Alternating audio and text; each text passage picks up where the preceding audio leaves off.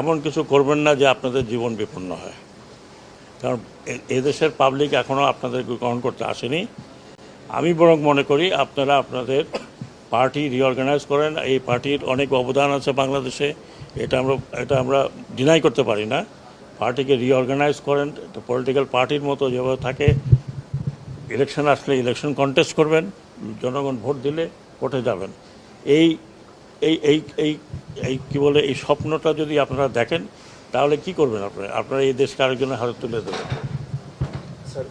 তাহলে কি আপনারা বা আপনাদের পূর্বপুরুষরা, আমাদের পূর্বপুরুষরা, আমরা এখানে অত সিনিয়র কেউ নেই, আমরা যে মুক্তিযুদ্ধ করলাম, মারা গেল 30 লক্ষ লোক মারা গেল, সেই 30 লক্ষ লোকের উপরে দাঁড়ায় আপনি দেশকে আরেকজনের হাতে তুলে দেবেন। আমি খালি অনুরোধ করি যে আর যা করেন এটা করবেন না। এবং আর কিছু বলতে চাই না, এদেশের লোক এত তাড়াতাড়ি ভুলে নাই, সময় দেন হয়তো ভুলে যাবে, কিন্তু এত তাড়াতাড়ি ভুলে নাই। কারণ যাকে ধরছে নেতা, সেই নেতারা এখন পালিয়ে বেড়াচ্ছে।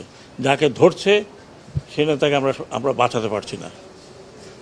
অনেক নেতাকে অনেকে বাঁচিয়েছে, আমরা জানি কে কোথায় আছে, কিন্তু ওটা না করে আপনারা বরং পার্টিকে, এটা অনেক বড় পার্টি এবং I have lot of respect for Awami League. এটা যেটা বললাম যে এটা এই দেশের প্রধান পার্টি একরকম। এক সময় আমাদের মতো বাঙালিদের ভরসার জায়গা ছিল এই পার্টি। বাংলাদেশের 52 আন্দোলন, 69 গণ আন্দোলন, স্বাধীনতা, এটা পার্সোনাল কোনো কারণে নষ্ট করবেন না। এটা জাতীয় সম্পদ। আপনারা আসুন, যারা রেগুলার করতে চান।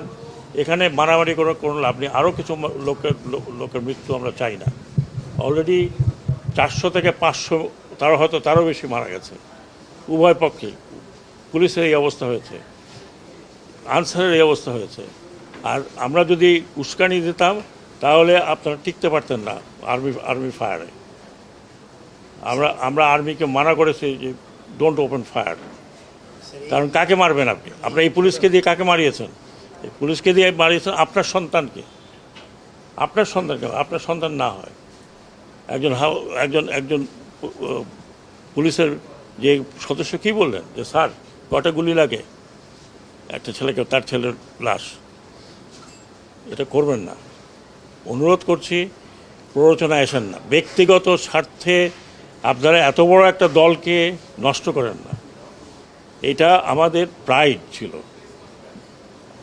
বঙ্গবন্ধুর স্বপ্ন ছিল, নষ্ট করবেন না। এটা আপনার নষ্ট করার কোনো অধিকার নাই।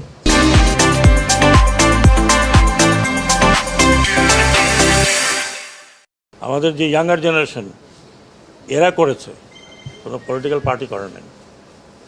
They have given their life, যেটা আপনারা কোনো দিন দিতে পারতেন না।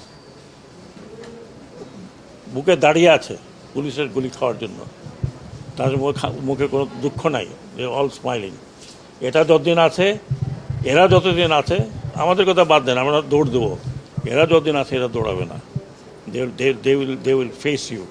সো প্লিজ, আমি অনুরোধ করছি, একজন সিনিয়র সিটিজেন হিসেবে আমি জানি political people don't like me, but আমি একজন সিনিয়র সিটিজেন হিসেবে বলছি যে দয়া করে দেশটাকে স্বাধীন রাখেন।